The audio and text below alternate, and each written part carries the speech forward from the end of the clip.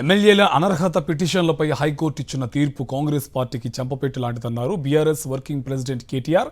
దానం, కడియం, తెల్లం వెంకట్రావు పదవులు ఓడటం ఖాయమని, పార్టీ మారిన ఎమ్మెల్యేల నియోజకవర్గాల్లో ఉప ఎన్నికలు తప్పవని ఆయన అన్నారు. ఫిరాయింపులపై రాహుల్ వైఖరి చూసి ఓసరవెల్లి కూడా సిగ్గుపడుతుందని విమర్శించారు. రాజ్యాంగ పరిరక్షణ అంటూనే ప్రజాస్వామ్యాన్ని ఖూనీ చేస్తున్నారని మండిపడ్డారు కేటీఆర్. కోర్టులు, ప్రజాక్షేత్రంలో కాంగ్రెస్కు శిక్ష తప్పదని ఒక ప్రకటనలో పేర్కొన్నారు కేటీఆర్.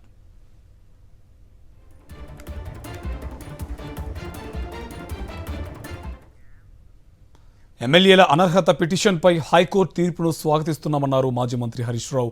హైకోర్టు తీర్పు కాంగ్రెస్ పార్టీ అప్రజాస్వామ్య విధానాలకు చెంపపెట్టన్నారు. పార్టీ మారిన ఎమ్మెల్యేలు అనర్హతకు గురి కావడం తథ్యమని చెప్పారు. తెలంగాణ హైకోర్టు తీర్పు ప్రజాస్వామ్యాన్ని, రాజ్యాంగ స్ఫూర్తిని నిలబెట్టే విధంగా ఉందన్నారు.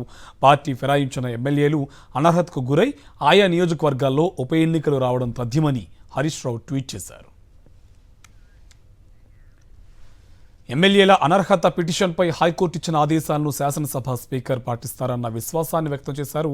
మాజీ ఎంపీ బోయినపల్లి వినోద్ కుమార్ హైకోర్టుతో చీవాట్లు తినే వరకు పరిస్థితి తెచ్చుకున్నారని ఆయన వ్యాఖ్యానించారు.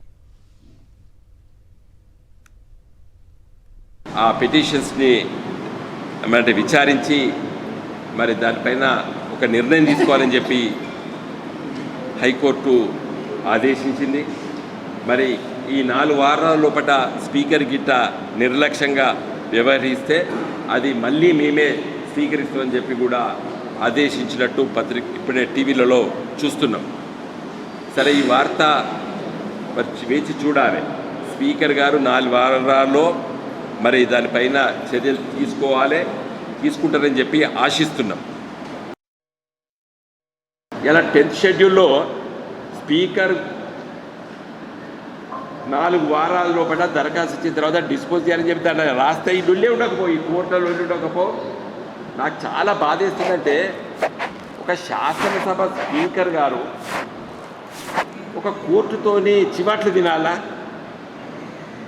కాబట్టి దయచేసి ప్రసాద్ గారు, తెలంగాణ రాష్ట్ర శాసనసభ స్పీకర్ గారు, మీరు ఈ రేవంత్ రెడ్డి మాటలు, రాహుల్ గాంధీ మాటలు, ఖార్గే గారి మాటలు వినకండి. మీకు అధికారం ఉన్నది, విచారణ చేయండి, దానిపైన నిర్ణయం తీసుకోండి.